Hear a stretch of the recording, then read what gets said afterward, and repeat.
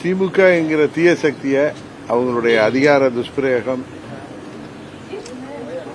பணத்தை கொடுத்து வாக்குகளை விலைக்கு வாங்குகிற முயற்சியெல்லாம் தடுக்குகின்ற விதமாக தேசிய ஜனநாயக கூட்டணி சார்பாக அங்க பாமகவின் வெற்றி வேட்பாளர் அன்புமணி போட்டியிடுகிறார். என்டிஏ கூட்டணியைச் சேர்ந்த அனைவரும், அனைத்து கட்சிகளைச் சேர்ந்தவர்களும் அங்கு கடினமாக உழைத்து தீய சக்தி திமுகவை வெற்றி பெறுவதற்கு அனைத்து முயற்சிகளையும் நாங்கள் மேற்கொள்வோம்.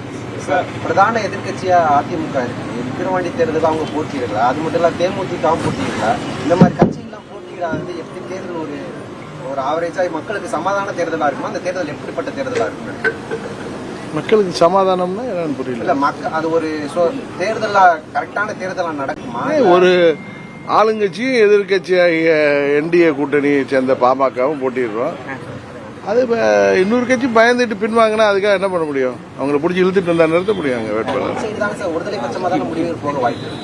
புரியல. ஒருதலை பிரச்சனை 4 கட்சி ஒண்டி நின்னா நீங்க ஒரு கட்சி நின்னா நீங்க சொல்றது ஒருதலை பிரச்சனை.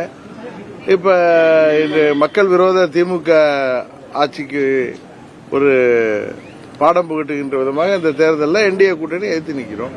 அது மட்டும் இல்லாம இப்ப ஸ்டாலின் சொல்லியிருக்காரு, நான் அந்த 40க்கு 40 எம்பிகள் வச்சிருக்காங்க, நான் பாராளுமன்றத்தில் போனா எங்க எம்பிகள் வந்து வாயால வட சொல்ல மாட்டாங்க, ஆணவத்தை இங்க சொல்லுவாங்க அப்படின்னு சொல்லியிருக்காரு. பேசலாம். திமுக கடந்த போன 5 வருஷம் திமுகவில் 37 எம்பிக்களே இருந்தாங்க. தமிழ்நாட்டு பிரச்சனைகளை என்ன அவங்களால சால்வ் பண்ண முடிஞ்சுச்சு. இப்ப அவங்க கூட்டணி கட்சியாகிய காங்கிரஸ் தான் கர்நாடகாவில் ஆட்சி செய்யறாங்க. தமிழ்நாட்டின் ஜீவாதார பிரச்சனை காவிரி பிரச்சனை, பல மாவட்டங்களின் குடிநீர் பிரச்சனை, அது மாதிரி தமிழ்நாட்டு டெல்டாவுடைய பிரதான காவிரி டெல்டா பகுதியில், காவிரி பாசன பகுதியில் விவசாயத்தை கடுமையாக பாதிக்கிற மாதிரி அவங்க நடுவர் மன்ற தீர்ப்புப்படி மாதம் மாதம் கொடுக்க வேண்டிய தண்ணீரையும் கொடுக்கறது இல்லை. போதாக்குறைக்கு மேகதாட்டில் அணை கட்டுவோன்னு அந்த முதலமைச்சர், துணை முதலமைச்சர்லாம் கர்நாடகாவில் சூளுரைக்கிறாங்க. இதை திரு ஸ்டாலின் அவர்கள் வேடிக்கை பார்த்து கொண்டிருக்கிறார். தமிழ்நாட்டில் ஓட்டு வாங்கணும்னு அந்த காங்கிரஸோட கூட்டணி வச்சிருக்காங்க. அவர் காங்கிரஸ் தலைவர் திருமதி சோனியா காந்தி மூலம் அந்த முதலமைச்சரை, துணை முதலமைச்சரை, கர்நாடக அரசாங்கத்தை நிர்பந்தித்து நமது உரிமைகளை பெற்றுத் தருவதற்கு அவர் எந்த முயற்சியும் எடுக்கல. இப்ப கூட பாருங்க, மேட்டூர் அணையில நீர் திறக்கல, ஜூன் 12 திறப்பாங்க. இவங்க எந்தவித முயற்சியும் எடுக்கல. 40 தொகுதியில் உங்களுக்கு தெரியும், பணநாயகம் வென்று இருக்கு. ஏழை எளிய மக்களை 500, 1000, 300 கொடுத்து ஏழை எளிய மக்கள் அதற்கு பலியாகிறார்கள். அதனாலதான் அவங்க வெற்றி. இது ஒன்றும் ஒரு நேர்மையான வெற்றி இல்லை.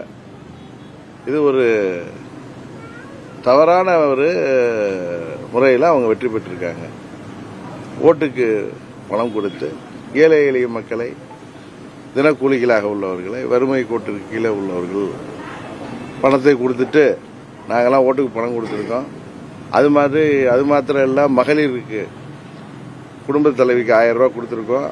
நீங்க ஓட்டு போலன்னா அதெல்லாம் நிறுத்திடுவேன்னு நான் போட்டியிட்ட தேனி தொகுதி மாத்திரம் இல்லை, பல இடங்கள்ல, பல கிராமங்கள்ல, பல ஊர்களில் மக்களை மிரட்டி இருக்கிறார். இது உங்களுக்கு தெரிஞ்சிருக்கும் ஊடகத்தில். அதே மாதிரி இந்த வெற்றிங்கிறது ஒரு பலநாயகத்திற்கு கிடைத்த வெற்றி தான்.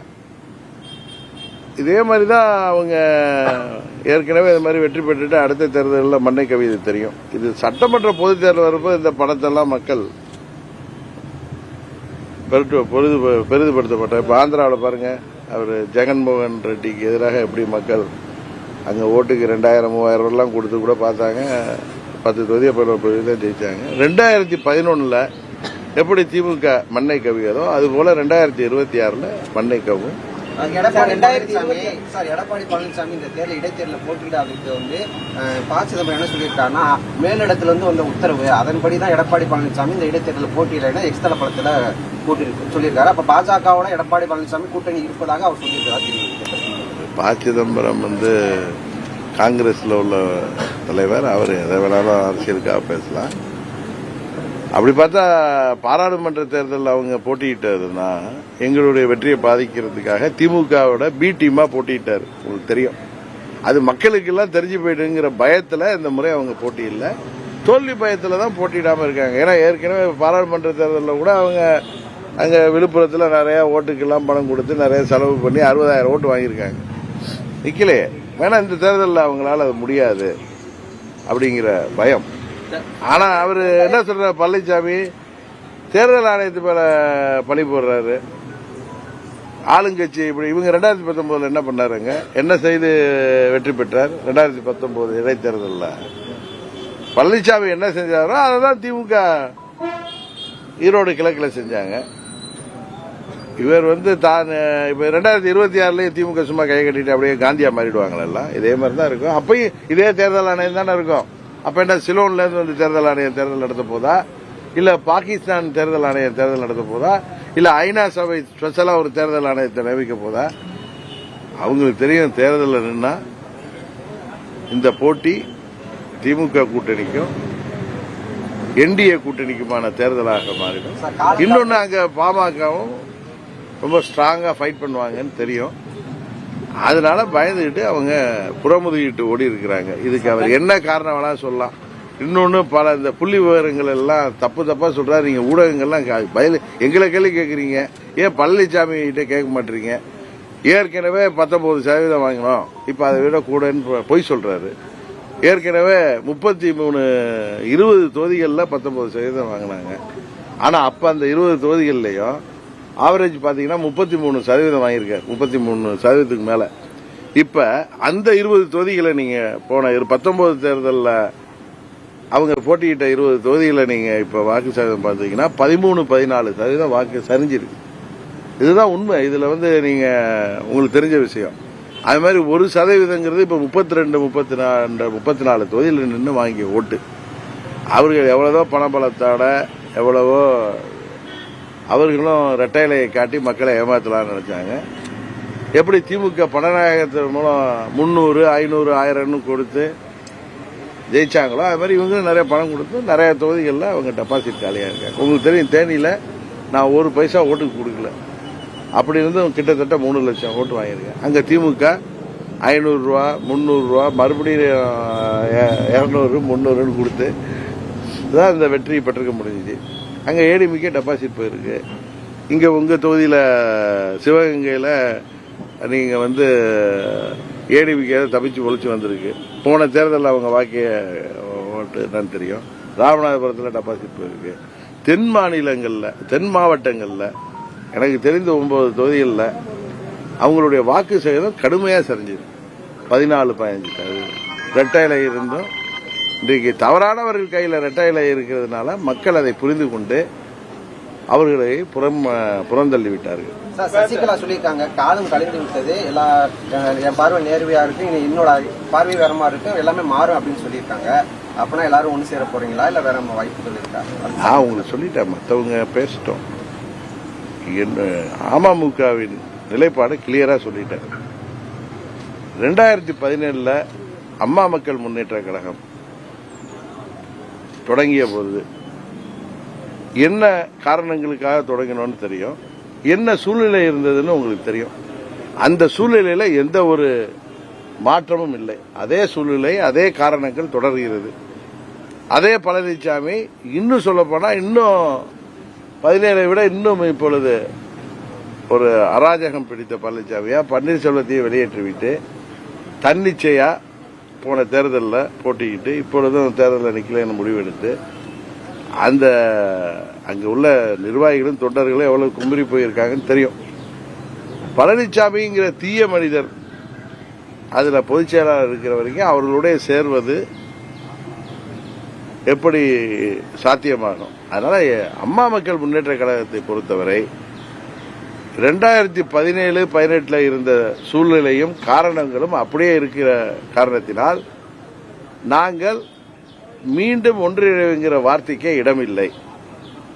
இன்னும் சொல்ல போனா அதிமுக உள்ள தொண்டர்கள் ரெட்டையில இருக்கிறது, இது தலைவர் ஆரம்பிச்ச கட்சி, அம்மாவுடைய கட்சின்னு சொல்லி தங்களை தாங்களே ஏமாற்றிக் கொள்வதை விட்டுவிட்டு அவர்கள் சுய பரிசோதனை செய்தால் இன்றைக்கு பழனிசாமி தலைமை பொறுப்பை ஏற்று அந்த இயக்கம் எப்படி சரிவை சந்தித்து வருகிறது, இரட்டை இலைங்கிற மாய சின்னம் எப்படி இன்றைக்கு பலவீனமாயிட்டு இருக்கிறதுலாம் அவங்க தெரியாம இல்ல, தெரியாத மாதிரி கண்ணை மூடிட்டு நடிக்கிறாங்க.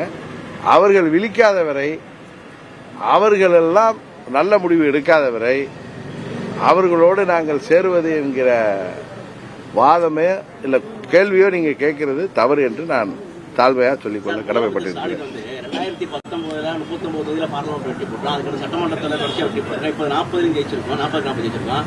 வருகின்ற சட்டமன்ற தேர்தலில் 200 தொகுதிகள் ஜெயிப்போம் சொல்லியிருக்காரு. 2004 40 அவங்க அப்பா ஜெயிச்சாங்க. 2006 என்ன நினைச்சு மைனாரிட்டி கவர்மெண்ட் தான் அமைக்க முடிஞ்சிச்சு. அதனால ஒரு சட்டமன்ற தேர்தல் இப்ப 2019 இதே விக்கிரவாண்டி இடைத்தேர்தலில் அதிமுக கூட்டணி ஜெயிச்சிச்சு. 21 அங்க திமுக தான் ஜெயிச்சிச்சு. அதனால 2006 அவங்க தான் ஆட்சி அமைச்சாங்க. 11 எதிர்கட்சி அந்தஸ்து கூட பெற முடியல. 96 அவங்க மாபெரும் வெற்றி பெற்றாங்க. 2001 அம்மா வந்து திமுக 22 23 தொகுதியில தான் ஜெயிச்சிச்சு. அது மாதிரி ஒரு தேர்தலில் 2 தேர்தலில் ஜெயிச்சுட்டு வச்சு அவங்க அது இப்ப வந்து முன்ன இருந்த காரணங்களை விட அவங்க ஆட்சியில் இருந்து தூக்கி எறியப்படுவதற்கு பல காரணங்கள் இருக்கு. இன்னைக்கு இளைஞர்கள் எல்லாம் மாணவர்களை குறி வச்சு போதை மருந்து வியாபாரம் நடக்குது. அவர்கள் இன்றைக்கு மக்கள் வந்து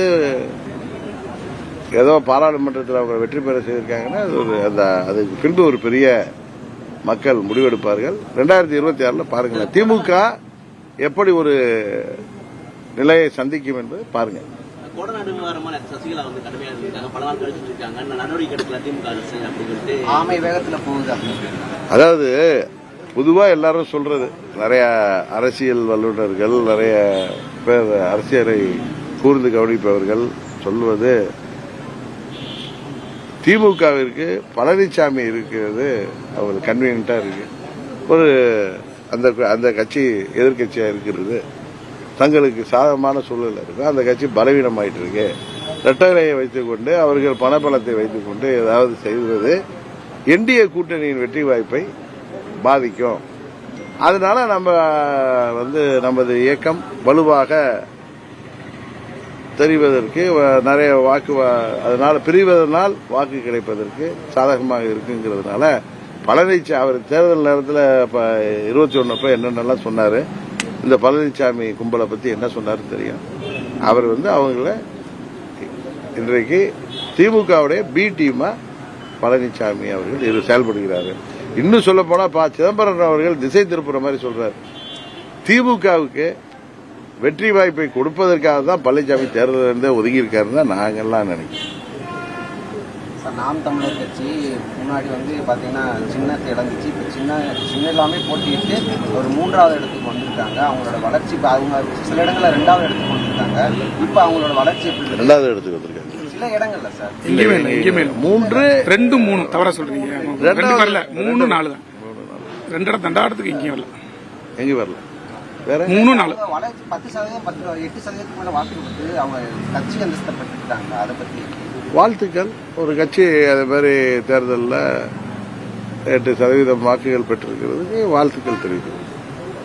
அவங்க வளர்ச்சி அதிமுக அவங்க மற்ற கட்சிகளை பாதிக்கும் அப்படின்னு சமூக வலைதளங்கள் அதிகமாக பேசுறாங்க. ஒவ்வொரு தேர்தலும் வரட்டும். அதை நான் அதை பற்றிலாம் சொல்ற அளவுக்கு எனக்கு நான் ஒரு பெரிய அரசியல் ஞானியோ ஜோதிடரோ இல்லை. 26 தேர்தலில் பார்ப்போம்.